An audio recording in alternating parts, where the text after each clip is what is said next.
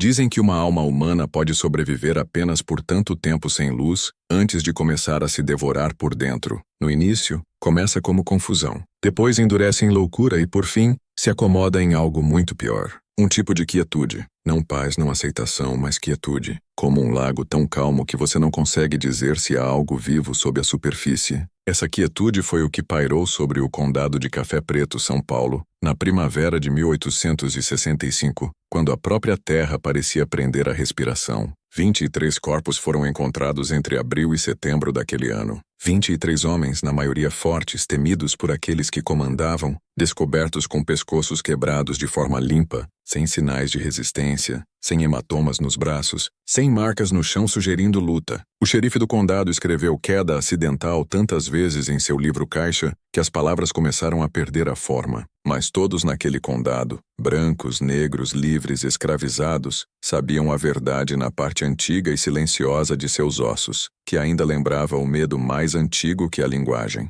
Algo havia saído da terra e se movia com propósito. Para entender o que aconteceu, você deve apagar seu entendimento moderno de horror. Isso não era uma história de fantasma. Não havia correntes tilintando na noite. Não havia luz de vela tremulando com respiração invisível. O que emergiu debaixo da antiga cozinha da Fazenda Oliveira não era um espírito, nem um demônio, nem um mito sussurrado para assustar crianças. Era um homem, e isso o tornava aterrorizante. Porque monstros nascidos de lendas seguem regras. Eles assombram em padrões ligados a maldições e linhagens de sangue. Mas um homem reforjado pelo silêncio e pelo tempo, não deve lealdade a regras nem obediência a narrativas. Ele cria sua própria escritura na ausência de luz. E uma vez que escreve seus mandamentos, o mundo deve se curvar ou quebrar. A fazenda em si ficava em 300 alqueires de solo exausto. Sua antiga fileira de café orgulhosa agora era mais poeira que grão. A casa grande se erguia com suas colunas como um ator cansado, ainda tentando parecer digno apesar das rachaduras sob a tinta.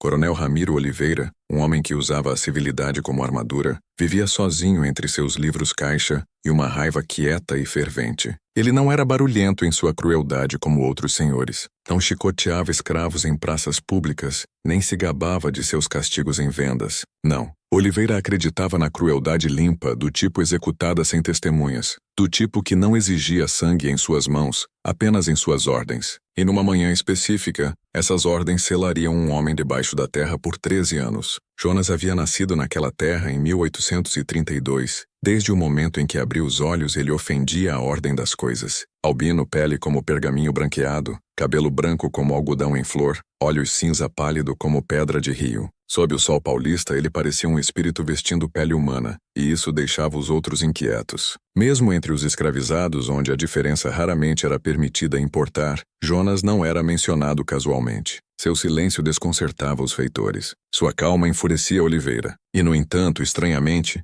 os animais respondiam a ele como se ele falasse sua língua. Cavalos conhecidos por morder cavalariços baixavam a cabeça quando Jonas passava. Os garanhões mais temperamentais permitiam que ele os tocasse sem nenhum resfolegar. E talvez esse tenha sido o momento em que a semente do ódio foi plantada no coração de Oliveira. Não porque Jonas resistia à autoridade, mas porque a autoridade parecia irrelevante em sua presença. Veja bem, há algo infuriantemente cruel para homens cruéis sobre uma alma que não se quebra quando se espera que quebre. Raiva eles entendem, súplicas eles exigem, lágrimas eles se alimentam, mas calma. Calma é rebelião sem violência. E esse foi o crime silencioso que Jonas cometeu no dia em que olhou para Oliveira, depois de ser arrastado de volta de uma tentativa de fuga. Ensanguentado, roupas rasgadas, pulsos em carne viva do corda, ele não xingou nem implorou. Olhou para o Senhor como se olhasse para um homem lendo em voz alta de um livro que não entende. Foi quando Oliveira decidiu não chicoteá-lo, não vendê-lo, mas apagá-lo.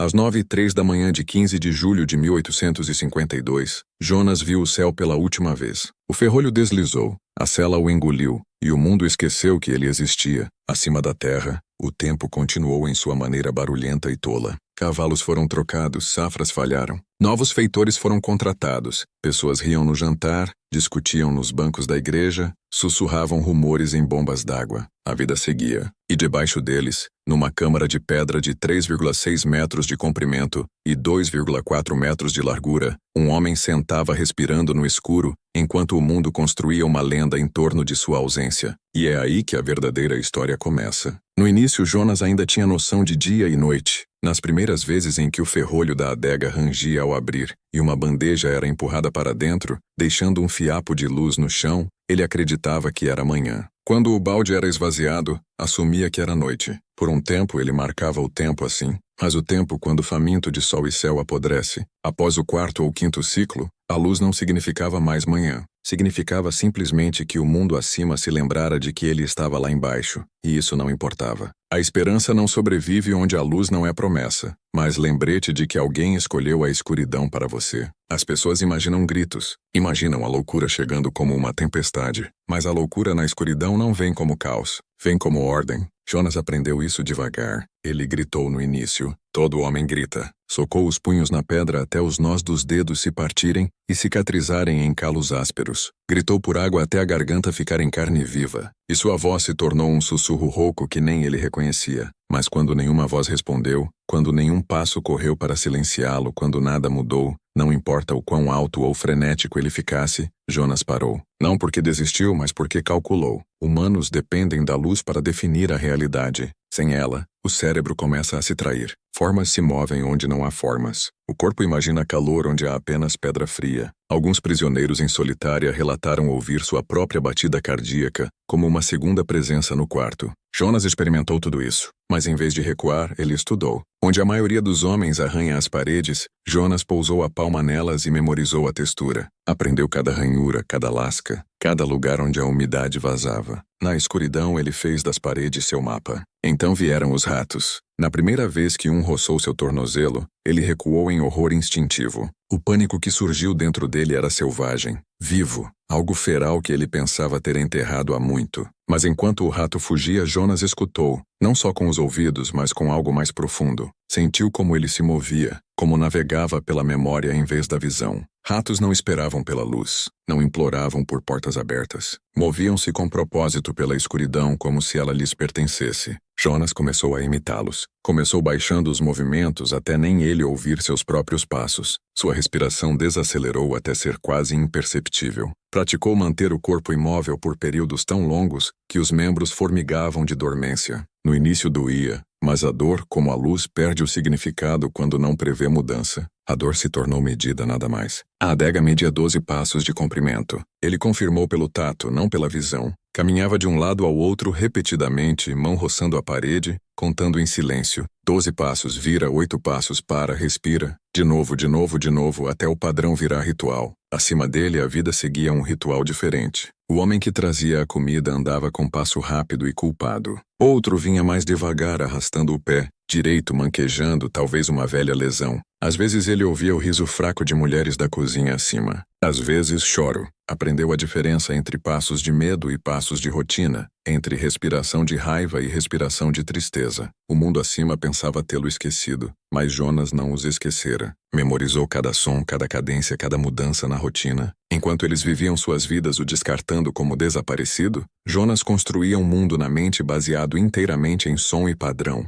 Acadêmicos poderiam chamar de adaptação, médicos de compensação psicológica, mas houve um momento frio, sagrado, quase santo, em que Jonas entendeu a verdade. A adega não era mais prisão, era forja. A escuridão não o matava, o esculpia. Ele não dormia mais no sentido humano. Isso não implica conforto, descanso. O que Jonas fazia era entrar em quietude. Sua respiração desacelerava a um ritmo tão baixo que se alguém entrasse e pusesse a mão sobre sua boca, pensaria que ele estava morto. Nesse estado, o tempo parava de existir. Ele flutuava entre pensamento e vazio, memória e brancura. E quando emergia daquelas quietudes, voltava mais afiado, mais preciso. Lembrava a noite da tentativa de fuga, não com tristeza, não com raiva, mas com cálculo. Repetia cada passo pela mata, cada erro, cada hesitação. E no escuro corrigia a rota na mente. Não imaginava mais correr em pânico. Reimaginava caminhar com silêncio, precisão, paciência. Não tentava mais escapar. Planejava retornar, não como Jonas, mas como algo que a escuridão forjara dele. Há um limiar entre cativeiro e propósito.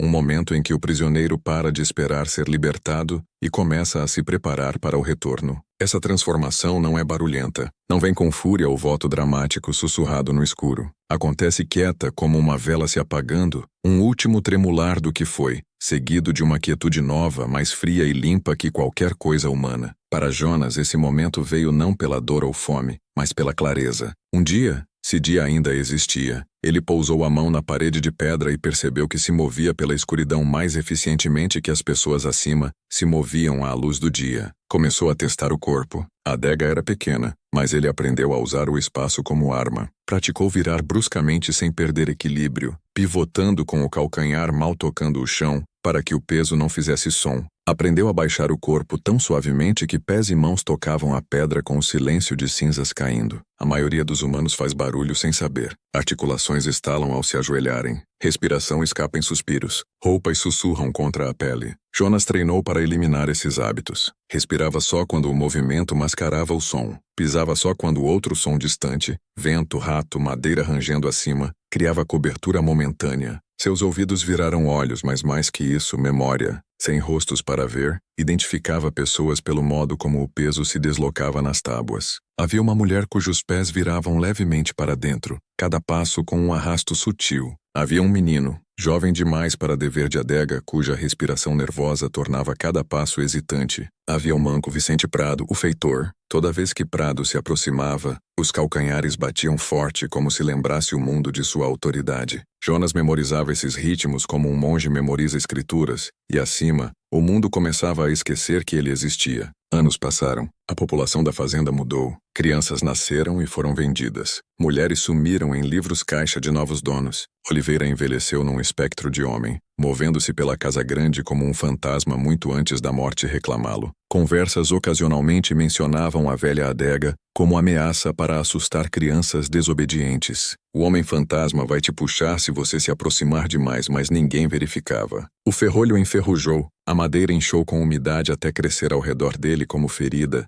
cicatrizando sobre metal estranho. O que era para ser punição temporária virara sepultura sem marca de um homem vivo. Nesse esquecimento, Jonas encontrou liberdade. Não física, essa viria depois. Encontrou liberdade das regras que governavam o mundo acima. O mundo acreditava que crueldade devia ser vista para ser efetiva. Oliveira acreditava que dor devia ser testemunhada para ser significativa. Mas Jonas aprendeu uma lei diferente debaixo daquelas pedras. Poder é o que existe quando ninguém vigia. Às vezes imaginava o momento da libertação, não com desespero, mas precisão. Imaginava o som do ferrolho após 13 anos de ferrugem. Imaginava a respiração exata ao ar tocar a pele de novo. A mudança de temperatura no rosto quando a porta da adega se abrisse. Mas não imaginava como um suplicante espera resgate. Imaginava como um ferreiro imagina a lâmina tocando o óleo de têmpera. Transição, não salvação. Acima o mundo exterior fervilhava em tensão. Fala de abolição crescia mais alta. Jornais falavam de guerra em tons temerosos e orgulhosos. Homens treinavam com espingardas em pátio de igreja.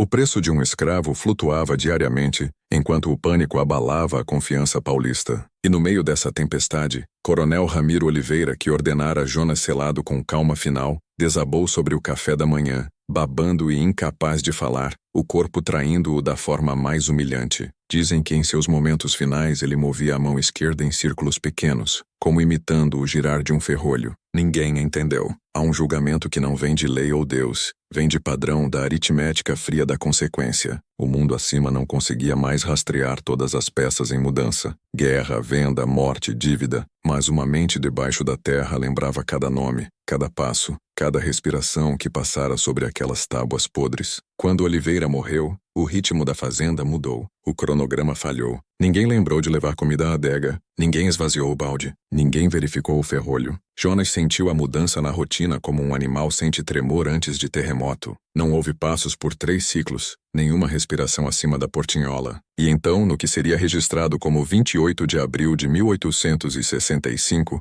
um novo som se aproximou. Leve, incerto, desconhecido. Um homem diferente, batida cardíaca diferente, destino diferente. E no escuro Jonas abriu os olhos, não do sono, mas da espera. Um novo padrão começara. O homem que abriu a adega não fazia parte do ritmo antigo. Seus passos não batiam com os que Jonas catalogara em 13 anos. Não havia manquejo como o de Prado, nenhum silêncio culpado como o de Bento. Esse homem se movia como quem procura às cegas, não como quem cumpre rotina. Seus passos pausavam com frequência. Ajustava a postura como incerto do propósito. Sua respiração carregava não autoridade, mas curiosidade, e sob isso um fiapo de pena. Esse foi seu primeiro erro. Seu nome era Lucas, embora Jonas não o aprendesse por palavras, mas pelo modo como outros o diziam depois, trêmulos, ofegantes, como se as sílabas fossem marcadas por algo que não entendiam. Lucas era novo na fazenda, comprado de uma roça menor só 8 meses antes. Não conhecia as lendas sussurradas nos quartéis de escravos após o anoitecer. Não sabia que algumas portas não se abrem para os vivos. Dentro da cozinha, Lucas moveu uma prateleira sem entender por que estava ali. Viu a portinhola de baixo, dobradiças de ferro antigo fundidas pelo tempo. Hesitou, lanterna tremendo levemente enquanto o braço cansava. Então algo estranho aconteceu. O ferrolho, intocado por mais de uma década, cedeu suavemente sob sua mão. Umidade e anos haviam amolecido o mecanismo. O ferrolho, outrora firme, se soltou como casca úmida. Lucas não invadiu a adega. A porta o deixou entrar. Ao erguê-la, um sopro de ar frio subiu de baixo. Não o fedor rançoso esperado, mas algo mais frio, mais afiado, como se o ar tivesse sido comprimido por anos e agora exalasse em liberação lenta e deliberada. Lucas franziu o nariz. O cheiro estava errado. Não doença, não podridão. Algo mais, como pedra úmida e ferro, como cripta de igreja antiga onde algo espera sob o mármore. Ele ergueu a lanterna sobre a abertura. Por um momento a luz tremulou e mostrou nada. Só paredes, balde, prato, pedra. E então, no canto distante, movimento. Não súbito, não frenético. Só uma forma se mexendo levemente como sombra decidindo-se de escola da parede. Jonas ergueu a cabeça. Lucas esperava súplicas, loucura, raiva. Em vez disso, viu olhos que não piscaram contra a luz. Olhos cinza pálido fixos nele sem emoção. Não gratidão, não ódio, só reconhecimento. Como um homem notando uma variável em uma equação. O rato vira a porta se abrir. Agora o arquiteto do silêncio da adega via o homem que a abria. A garganta de Lucas apertou. Algo primitivo dentro dele queria correr, mas a lógica o segurou por mais um batimento. Meu Deus, ele respirou, erguendo a lanterna mais alto, como se mais luz forçasse o mundo de volta ao compreensível. Jonas não se moveu. Sentava perfeitamente ereto, costas retas contra a pedra como o rei em trono de terra fria. Músculos magros mas enrolados, pele quase luminosa no brilho da lanterna. Sem piscar, sem semicerrar, sem recuar. A mente de Lucas não processava. Qualquer um na escuridão por tanto tempo recuaria ante fiapo de luz. Deveria ter coberto os olhos, gritado, chorado, implorado. Jonas só olhava, e nesse olhar, Lucas sentiu algo sem nome. Não achara algo, mas o despertara. Pânico quebrou o transe. Lucas tropeçou para trás, quase derrubando a lanterna. Não fechou a portinhola. Não empurrou o ferrolho de volta. Correu pela cozinha, olhos esbugalhados, voz rachando ao gritar por Prado. Palavras emboladas, frenéticas. Tem alguém. Alguém na adega. Ele tá vivo. Tá errado. Algo tá errado. Prado, irritado no início, se ergueu com seu andar arrogante habitual, espingarda jogada casualmente no ombro. Lucas o levou de volta à entrada da adega ofegante, apontando. Ele tá lá embaixo, disse Lucas, voz se partindo. Mas, quando espiaram dentro, o canto estava vazio. O balde permanecia, o prato de lata às paredes, mas a forma de Jonas sumira. Por um longo momento, Prado fitou a adega, mandíbula tensa, língua pressionada nos dentes. Não acreditava em fantasmas, mas algo na quietude abaixo despertou cautela antiga. Recuou, dedos pairando no gatilho da espingarda. Incerto, Lucas apontou de novo desesperado. Eu vi ele. Tá bem ali, juro. Prado cuspiu no chão, mascarando medo com desdém. Então onde ele tá agora? Jonas já estava lá fora. No momento em que Lucas fugira, Jonas se erguera com silêncio tal que nem os ratos se mexeram. Subiu os degraus sem pressa, uma mão na parede guiando a subida. Seu corpo se movia com graça quieta de algo que praticara ficar de pé 1000 vezes na mente. Ao alcançar a porta aberta, pausou, inalando o ar da noite como homem tomando escrituras nos pulmões pela primeira vez. Não era alegria, não era alívio, era reconhecimento. A adega abrira. O mundo acima falhara na vigília. E com esse fracasso o ritual começava. Na noite em que Jonas saiu da adega, o mundo exalou diferente. O ar parecia mais quente, não porque a temperatura mudara, mas porque seu corpo se ajustara a uma vida onde calor era memória, não condição. Ficou logo além do limiar da cozinha, imóvel por longo tempo. Quietude o envolvia como manto, e se alguém o olhasse diretamente naquele momento, não veria um homem. Vereria a ausência com forma. A maioria dos homens libertos de confinamento tropeça, desaba, grita. Seus corpos se rebelam contra a liberdade porque a mente não a processa. Jonas não se rebelou. Adaptou-se. Cada respiração fora da adega era medida, como se provasse o mundo para ver se ainda merecia existir como quando o enterrou. A terra ao redor da fazenda Oliveira lhe era familiar, não pela visão, mas pelo som. Por 13 anos memorizara passos acima, portas rangendo de velhice, lugares onde tábuas empenavam sob peso. Agora esses sons não eram mais abafados por pedra. Existiam em espaço aberto, claros e vulneráveis. Ele se movia para eles, não como intruso, mas como algo retornando para cobrar o devido. Da borda da cozinha escutou. A voz de Lucas tremia ao falar com Prado. Cada palavra tropeçava na próxima, sílabas sufocadas de descrença. Prado respondia com irritação grossa, seu tom de homem mais preocupado em manter autoridade que em entender perigo. Sua respiração era estável. Isso dizia algo importante a Jonas. Prado ainda não tinha medo. Isso precisaria ser corrigido. Jonas não correu. Movia-se pela noite com a precisão ritual que o mantivera vivo na escuridão. Ficava perto das estruturas sombreadas, ponta dos dedos roçando madeira e pedra ao passar, sentindo textura, mapeando o ambiente, traduzindo memória em geografia. Para ele isso não era vagar, era confirmação. O mundo acima mudara, sim, mas em padrões previsíveis. Humanos raramente quebram rotinas. Seus movimentos variam, mas papéis não. Ele deslizou pelas costas do celeiro e pausou. Cheiro de animais veio até ele. Cavalo, feno, couro. Havia ritmo nisso. Respirações lentas de animais dormindo, pontuadas por mudança ocasional de cascos na madeira. Ele conhecia cavalos. Outrora obedeciam sem palavra. Pousou a mão na parede do celeiro e esperou. Dentro, um cavalo bateu o casco uma vez alerta, sentindo-o não com medo, mas reconhecimento. Não relinchou nem chutou. Apenas ficou imóvel, cabeça erguida, orelhas para frente, escutando. Jonas continuou seu circuito pela terra. Não caçava ainda. Caça implica urgência. Isso era outra coisa. Avaliação. Identificou 4 batidas cardíacas ainda presentes na propriedade. Lucas, rápida e irregular. Mateus, mais lenta, mais tensa. A velha, fina e trêmula como pássaro em gaiola. E Prado estável, confiante, sem medo. Essa batida calma destacava-se como janela iluminada em casa cheia de sombras. Confiança é a fraqueza mais fácil de explorar. Jonas se aproximou da casa grande. Através das paredes finas ouviu-os. Mateus carregando espingarda na janela. Lucas andando de um lado para o outro, sussurrando para si. A velha murmurando preces baixinho, contas do rosário clicando nas mãos. E Prado sentado. Suas botas se mexiam no assoalho de madeira, um calcanhar batendo de irritação. Esperava não por perigo, mas oportunidade de reafirmar controle. Era sua natureza. Jonas memorizou cada som, não por necessidade, mas porque ritual é essencial ao propósito. A escuridão não roubara sua humanidade. A refinara, despira até a forma mais eficiente. Então ele fez o inesperado, entrou na casa.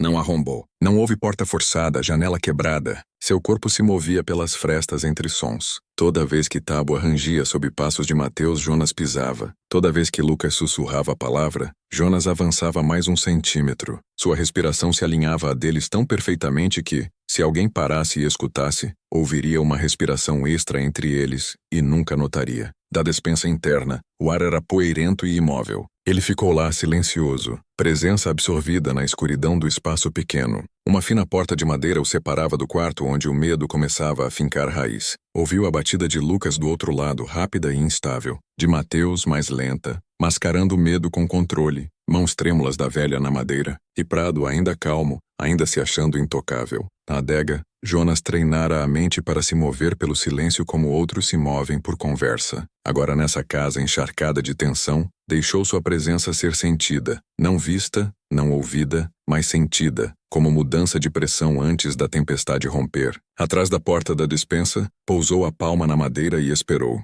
Não atacou. O medo não atingira o limiar certo. Isso não era assassinato. Era calibração. Medo raramente é barulhento no início. Começa como corrente de ar, vazando pelas frestas de porta fechada. Na mesa da casa grande, a respiração de Lucas mudou de ritmo. Não era mais o ofego frenético de quem vira algo incompreensível. Assentara em padrão diferente, irregular, cauteloso, cada inspiração mais suave que a anterior, como se acreditasse que silêncio o tornava menos visível ao que agora andava pela terra deles. Mateus segurava a espingarda firme, mas o aperto o traía. Mãos fortes calejadas do trabalho, mas nós dos dedos brancos, tendões esticados como fio sob tensão. Seus olhos piscavam não para a porta, não para as janelas, mas para a despensa. Humanos têm instintos enterrados sob a linguagem. O corpo sabe antes da mente admitir. E naquela noite seus corpos entendiam. Algo estava dentro com eles. Lucas finalmente falou, voz rachando na luz fraca do lampião. Ele ainda tá aqui, sussurrou.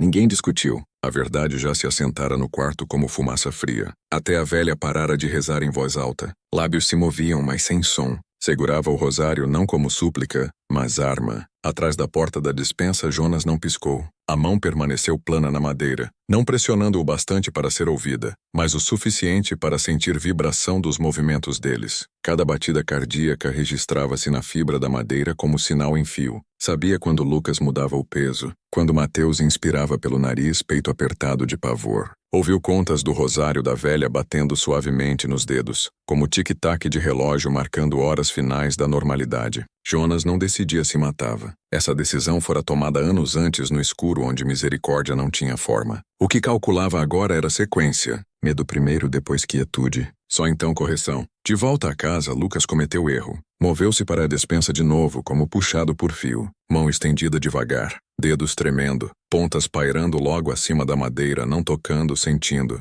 Jonas afastou a palma da porta, não recuando, mas alinhando. Lucas se inclinou, orelha quase na superfície. No escuro, Jonas inspirou uma vez. Lenta. Lucas ouviu, mas tão sutil que não tinha certeza se era real. Não era ofego nem rosnado, só ar se movendo, deliberado e controlado. Sua mente se rebelou. Homens respiram diferente. Com desespero, barulho. Isso não era. Mateus reagiu primeiro. Recua! Sibilou, apertando mais a espingarda. Lucas virou, rosto pálido, olhos esbugalhados como criança olhando o poço fundo demais. A velha sussurrou algo baixinho. Não prece dessa vez mais nome. Não, Jonas, palavra diferente. Uma dita só em quartéis após meia-noite, quando luz de fogo diminui e anciãos contam histórias que se recusam a escrever. Palavra que significa não homem, não fantasma. Algo entre. Foi quando o vento lá fora mudou. Empurrou contra as janelas, não como o tempo, mas respiração exalada devagar no vidro. A chama do lampião tremulou uma, duas vezes, depois parou. Sem corrente e porta aberta, só pressão. Jonas recuou da porta da despensa, não fugindo, dando espaço para entenderem. Virou a cabeça levemente para o corredor. Já sentira onde Prado fora após inspecionar a adega, o celeiro. Sua batida cardíaca se afastara da casa. Ainda sem medo, ainda se achando no controle. Boa arrogância era âncora. Mantinha o alvo previsível. A execução começaria ali. Jonas não matava com raiva. Raiva é barulho. Barulho é ineficiente. Movia-se pela casa um passo por vez. Cada movimento encaixado no vazio de som deixado pelas batidas dos corações deles. Quando inspiravam, ele pisava. Quando expiravam, pausava. Movia-se dentro do ritmo deles como segundo pulso, despercebido por se fundir ao próprio. Quando Lucas reuniu coragem para abrir a despensa, Jonas já não estava lá. A porta rangeu aberta devagar, revelando só escuridão e poeira. Nenhum corpo, nenhuma respiração. Só calor fainante nas tábuas, como presença que ficara tempo demais. Lucas recuou, mais frio que antes. Mateus olhou a porta aberta e não falou. A velha fechou os olhos e murmurou com voz trêmula. Ele não tá mais no escuro. O escuro tá nele. A noite se agarrava às bordas da fazenda Oliveira como coisa viva, espessa e úmida, assentando nos campos e cercas com peso intencional. A maioria das noites em fazendas tinha ritmo previsível. Cães latindo ao longe, insetos zumbindo incansáveis, chamado ocasional de pássaro noturno. Mas naquela noite o ritmo estava errado. O ar segurava a pausa antinatural, como se a terra esperasse algo acontecer antes de ousar respirar de novo. Vicente Prado, feitor e executor, entrou no celeiro com confiança lenta de homem que acreditava que a autoridade bastava para protegê-lo. Não acreditava em maldições. Acreditava em corda, pólvora e força das próprias mãos. Supervisionara chicotadas que faziam homens adultos esquecerem o nome. Arrastara Jonas pelos campos naquela noite 13 anos antes. Riso frio e bafo de cachaça. Para ele a adega fora punição poética. Deixa o menino fantasma apodrecer no escuro, dissera. Que aprenda a obediência ou morra quieto. Os cavalos no celeiro se mexeram quando ele entrou. Não com medo, com reconhecimento. Um bateu o casco uma vez, não em aflição, mas movimento lento e deliberado, como reconhecendo algo invisível. As botas de Prado esmagavam palha ao se mover para a parede de ferramentas, resmungando baixinho. Acendeu lanterna, brilho esticando longo nas tábuas como fogo rastejando em ferida. O celeiro parecia mais frio que o usual. Murmurou algo grosseiro sobre construções ventiladas e pegou a espingarda. Jonas já escolhera o lugar, escondido nas vigas acima onde feixes lançavam sombras longas como costelas na luz fraca da lanterna. Observava, não com raiva, não com hesitação, Estudava padrão, respiração de prado, mudança nos ombros, modo como sempre virava levemente à esquerda antes de checar baias. Rotina é a maior vulnerabilidade de homens poderosos. Repetem-se sem saber. Prado se abaixou para inspecionar trinco solto em baia. Ao se inclinar, Jonas caiu das vigas como sombra desenganchada do teto. Sem som, sem baque, sem ofego, só movimento. Limpo, cirúrgico, final. Não atacou como homem. Não lutou, forçou ou debateu-se. Posicionou-se atrás de Prado e pousou uma mão gentilmente, quase ternamente, no queixo do feitor, a outra na nuca. Por um momento o gesto pareceu compassivo, como ajudando o ferido a se levantar. Então, com torção tão precisa que parecia geometria mais que violência, rotacionou as vértebras na base do crânio. Estalo suave, sem grito, sem luta. O corpo desabou antes da mente registrar perigo. Jonas o segurou gentilmente por mais um instante, deitando-o no chão com graça controlada, como cuidador pondo criança para dormir. O celeiro não explodiu em caos. Cavalos não entraram em pânico. Tudo ficou silencioso, inquietantemente silencioso. Lá fora, a lanterna tremulava na casa. Lucas e Mateus discutiam em sussurros baixos. A velha sentava à mesa, olhos fechados, dedos traçando símbolos invisíveis na fibra da madeira. Não rezava por proteção, rezava por entendimento. Quando Jonas saiu do celeiro, o vento não moveu árvores. Folhas pendiam imóveis no ar, como se a gravidade esperasse seu próximo passo. Ele caminhava não como fugitivo, não como caçador. Caminhava como homem cumprindo sequência pré-escrita. Passou pelo curral. Um cavalo ergueu a cabeça e o seguiu com olhos, mas não relinchou. Até os insetos pareciam alterar o ritmo ao passarem. Zumbido pausando por batida, depois recomeçando mais lento, deliberado. Não olhou para trás no celeiro. Não precisava. A primeira correção fora feita. Ao amanhecer, a velha foi quem achou o corpo. Entrou no celeiro com um balde pequeno, cabeça baixa, mente já se preparando para tarefas que não acreditava mais importarem. Viu Prado encostado na baia, cabeça inclinada. No início pensou que dormia. Chamou o nome 1, 2 vezes, sem resposta. Algo nela recusou se aproximar. Sussurrou uma palavra só baixinho. Não maldição, não prece, reconhecimento. Lucas e Mateus correram ao ouvir o grito dela. Não grito de terror, mas som mais antigo que medo. Som de quem testemunha a profecia cumprida. Lucas ergueu a lanterna, mãos tremendo. Mateus se agachou devagar, olhos fixos no ângulo antinatural do pescoço de Prado. Sem marcas de luta, hematomas, dedos quebrados de defesa, espingarda intocada na parede, poeira imóvel, palha sem espalhar. Foi quando Mateus entendeu antes de Lucas. Isso não era fuga, era auditória. Alguém limpava livro-caixa, não de bens, de nomes. Luz da manhã se derramou pelos campos, mas não trouxe o calor usual. Amanhecer em fazendas paulistas era normalmente barulhento. Galos, baldes tilintando, chamados rítmicos de trabalhadores se formando para o labor. Mas naquele dia a terra acordou cautelosa, como temendo atrair atenção. Cavalos andavam, mas não relinchavam. Até cães, alertas à menor mudança, jaziam silenciosos com orelhas coladas, sentindo disrupção sem nome. Notícia da morte de Vicente Prado viajou mais rápido que lógica podia conter. Ao meio-dia, a fazenda vizinha de Elias Costa já enviara 2 cavaleiros montados. Vieram não por preocupação, mas suspeita. Homens como Costa não acreditavam em maldições ou assombrações, não por bravura, mas porque crença implicava responsabilidade. Admitir algo sobrenatural significava confessar que o mundo não era tão controlado quanto fingiam.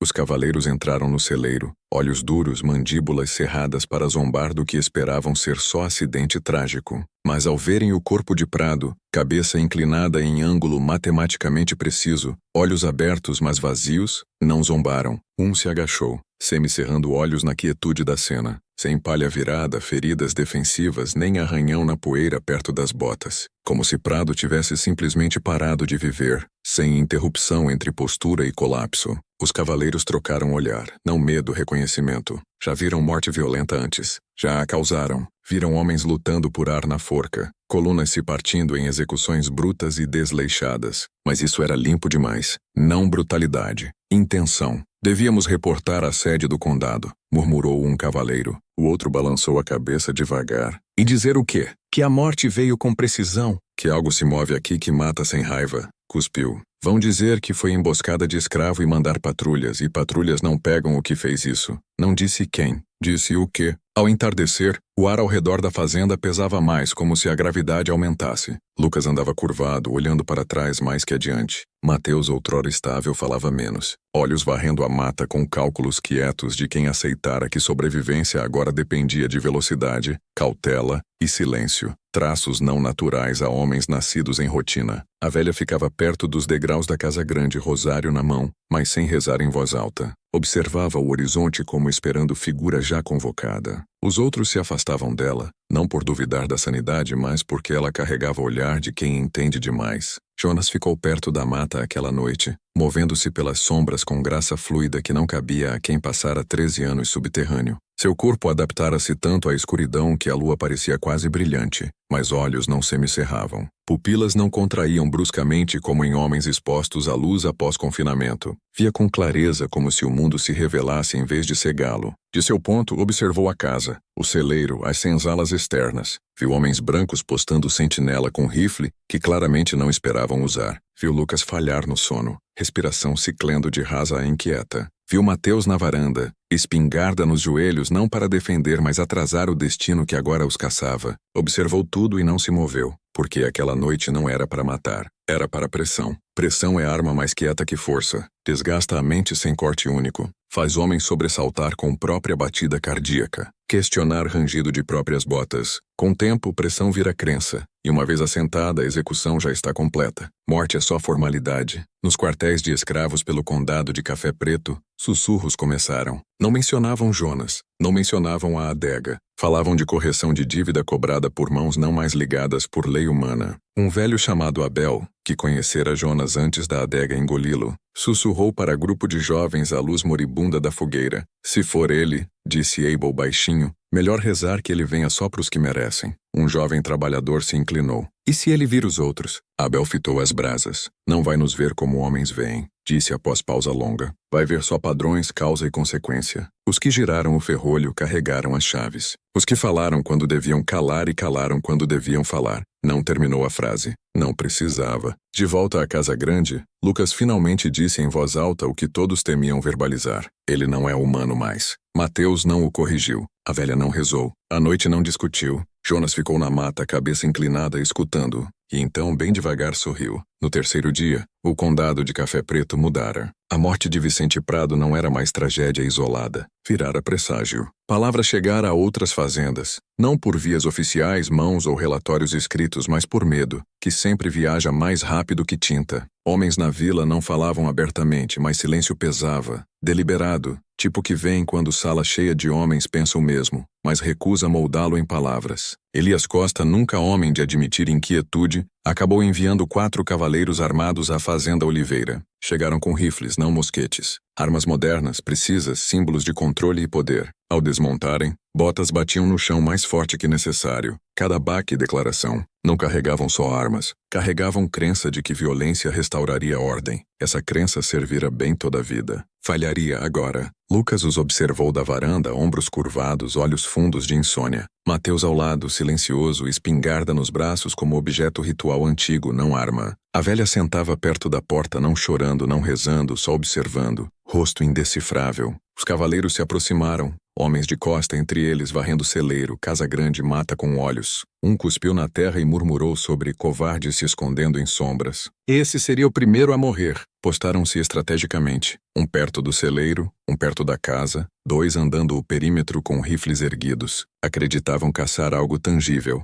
Escravo fugido, vingador, homem com medo e raiva no peito. Erro deles. Jonas não sentia raiva. Raiva flameja. Deixa sinais. Jonas movia-se como cálculo se desdobrando. Observou os homens da mata, olhos pálidos estáveis. Não avançou. Não provocou. Estudou formação, disciplina no gatilho, modo como seguravam respiração antes de varrer rifles pela escuridão. Escutou batidas cardíacas e achou algo crítico. Ainda não acreditavam morrer. Crença molda morte. Homens que creem poder morrer lutam com cautela, que creem não poder com arrogância. Arrogância cria aberturas. Jonas esperou uma e veio, pequena, insignificante, como clique de língua no dente. O cavaleiro mais jovem, rifle no ombro, mas não pronto, parou perto do celeiro, resmungando que era perda de tempo. Outros ocupados varrendo distância para vigiá-lo de perto. Encostou na madeira, exalando irritado. Jonas se moveu, não rápido, não lento, proposital. Saiu da mata como sombra se reformando em corpo. Pés descalços tocaram terra sem som.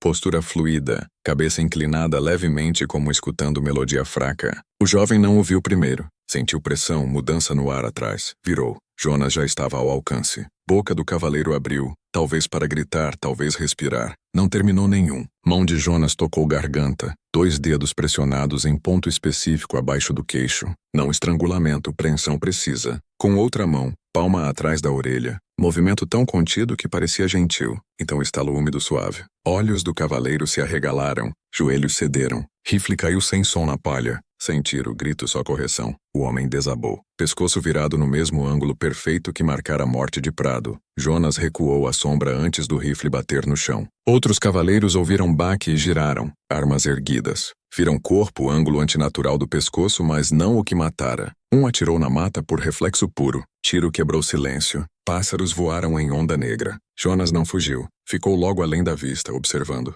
A velha na varanda não ofegou. Só fechou olhos. Lucas sussurrou, voz seca como poeira. Ele não mata como homem. Resposta de Mateus baixa, quieta, firme como veredicto. Ele não mata. Remove. Naquele momento, o condado mudou para sempre. Não porque homem morreu, porque crença mudou. Cavaleiros que vieram lutar pararam de pensar como perseguição. Entraram em julgamento. E julgamento não negocia. A morte do primeiro cavaleiro rachou algo no ar da fazenda. Não só medo, consciência. Mudança súbita na atmosfera que fez toda coisa viva na terra se comportar diferente. Pássaros nas cercas voaram e não voltaram. Cães leais aos donos recusaram se aproximar do celeiro. Ficaram distantes pelos eriçados, fitando mata com rosnados baixos de alerta. Não latiram. Latir é para ameaças que creem desafiar. Esse silêncio era outro. Respeito, talvez rendição. Os 3 cavaleiros restantes saíram da formação sem notar. Medo bagunçando disciplina. O líder de costa, brutamontes ombro largo, chamado Milo, gritou ordens ignoradas. Voz outrora firme de acostumado à obediência, agora oca, ecoava nas paredes do celeiro como voz em cripta, alta mas impotente. Mateus observou da varanda olhos estreitos. Lucas ao lado, agarrando moldura da porta como se desabasse solto. A velha sentava logo dentro do limiar, rosário no colo. Não rezava mais. Olhos abertos, fixos na mata onde Jonas se movia. Presença mais sentida que vista. Cavaleiros formaram um círculo mais apertado. Rifles para fora. Canos girando selvagens pela mata. Não era mais caça. Era cerco. Não de casa, não de terra, de crença. Milo, ofegante, berrou. Sai e encara como homem. Voz rachou no meio. Ele sabia. Jonas sabia. Todos que ouviram sabiam. Não exigia coragem. Implorava regras. Porque regras tornam um matar seguro. Se inimigo revida, entende-se. Estratégia, resposta, retaliação. Mas se algo remove sem raiva, aviso, considerando resistência irrelevante, significa que sua luta nunca fez parte da equação. Jonas saiu de trás das árvores para a lua aberta, não carregando, não se escondendo, só parado. Postura relaxada, braços ao lado, cabeça inclinada levemente naquele ângulo estranho, quase curioso, adotado após anos escutando mais que vendo. Lua pintava a pele em brilho pálido tão liso que parecia talhado em osso. Cabelo longo e branco se movia na brisa como sinal deliberado fraco. Não fez movimento agressivo. Só existia aberto, indeniável. Milo ergueu o rifle. Jonas não reagiu. Tiro saiu. Errou. Não por má mira. Milo era atirador exímio. Errou porque Jonas não estava mais onde fora. Não pulou nem mergulhou. Deslocara um passo para o lado sem esforço, cronometrado exatamente entre expiração de Milo e puxar do gatilho. Escutar a respiração de Milo, rastrear a ritmo, encaixar a movimento como nota em canção. Lucas viu da varanda e sentiu respiração parar no peito. Mateus murmurou algo baixinho que podia ser prece ou alerta. Milo recarregou mãos tremendo agora. Mirou de novo. Dessa vez, Jonas moveu-se não no gatilho, mas antes, escorregando mais fundo na sombra entre 2 postes de cerca como derretendo na terra. O terceiro cavaleiro, chamado Henri, explodiu. Que se dane isso!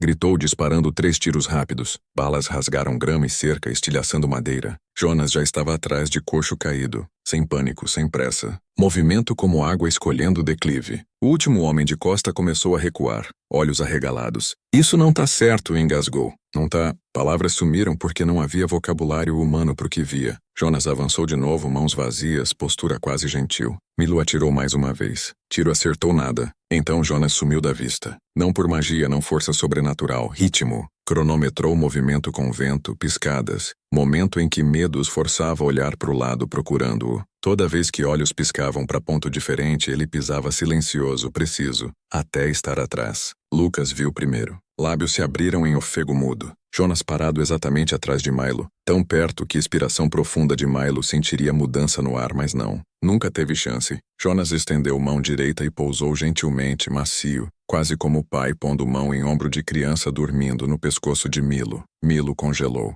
Não de dor, de entendimento. Jonas aplicou pressão, não força bruta. Alavancagem perfeita. Estalo, respiração, colapso. Henry atirou de novo, gritando. Jonas se posicionou atrás dele antes do eco sumir. Outra correção suave. Corpos caíram como névoa erguida por luz matinal. Quieto. Inevitável. Quando o último de costa virou para fugir, encontrou-se fitando o par de olhos cinza pálido, que observaram o mundo em silêncio por 13 anos. O homem largou o rifle. Jonas não o perseguiu. Só virou as costas. Porque remoção não é vingança, é alinhamento. Quando o último homem de costa caiu, algo irreversível se assentara na terra. Mais que medo. Medo é reativo, barulhento, frenético. Isso era aceitação, quieta e pesada, como cortina se fechando devagar sobre palco no fim de tragédia. Ainda havia almas vivas na propriedade Oliveira. Lucas, Mateus e a velha. Mas sentiam na fibra mais profunda que não eram presas. Ainda não. Jonas não os caçava. Poderia. A qualquer momento poderia entrar pela porta da frente, cruzar o chão em 3 passos silenciosos e parar corações com um gesto único. Mas não. Passou pela casa em vez disso, rumando pro celeiro de novo, não para matar, mas para ficar de pé, observar, lembrar. O celeiro guardava ecos antigos. 13 anos antes fora arrastado por esse caminho exato, corpo raspando pedra e terra. Prado rindo atrás, Bento observando. Os 3 cavaleiros cujos nomes se fundiram em aglomerado de respiração e passo-memória, parados enquanto porta da adega fechava. Esses nomes foram primeiras entradas em seu livro-caixa mental. Outros adicionados depois, não com raiva, mas clareza perfeita. Lucas não estivera lá aquele dia. Mateus não. Até a velha não girara o ferrolho. Entregara comida. Falara pela portinhola uma vez quando achava ninguém escutando. Come. Sussurrara pro escuro uma vez. Não por compaixão, mas porque rotina conforta vivos, e temia o que viria de quebrá-la. Jonas ficou ao lado do celeiro agora, dedos roçando fibra da madeira. Mão pausou onde corpo de Prado desabara. Remoção sem sangue não deixara mancha, só memória.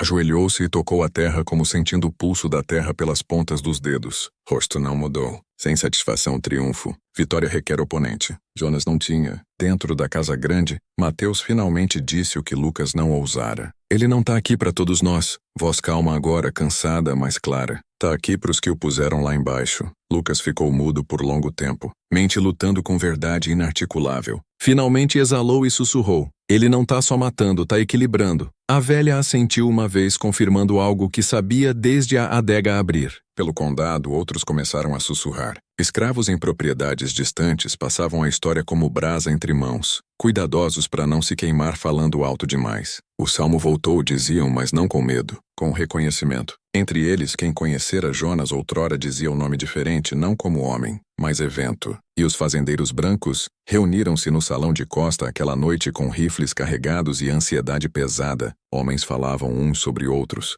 vozes altas, esforço para afogar conhecimento quieto se formando entre eles. Ferramentas inúteis. Um disse precisavam cães. Outro sugeriu fogo. Terceiro disse algo que calou o salão. Não se mata o que não te teme. Esse silêncio foi o começo do desmanche. De volta à fazenda, a noite aprofundou. Jonas ficou na borda do campo, de frente para a porta da adega à distância. Permanecia fechada agora, trancada após descoberta. Mas novo ferrolho era pensamento posterior, não barreira. Olhos fixos nela por longo tempo, íris pálidas refletindo lua fraca como pedra polida. Para a maioria dos homens, revisitar lugar de tormento agitaria emoção, raiva, tristeza, trauma. Jonas não sentia nada disso. Não tensionou. Respiração não acelerou. Não reviveu agonia. Só observou. A adega falhara em quebrá-lo. Em vez disso, o completara. Da varanda, Lucas o observou pelo escuro, sem ousar piscar. Mateus ao lado. Espingarda agora no chão, cano para baixo. A velha se ergueu devagar da cadeira e falou voz baixa o suficiente para só próximos ouvirem. Ele não anda na terra como homem. Anda como tempo.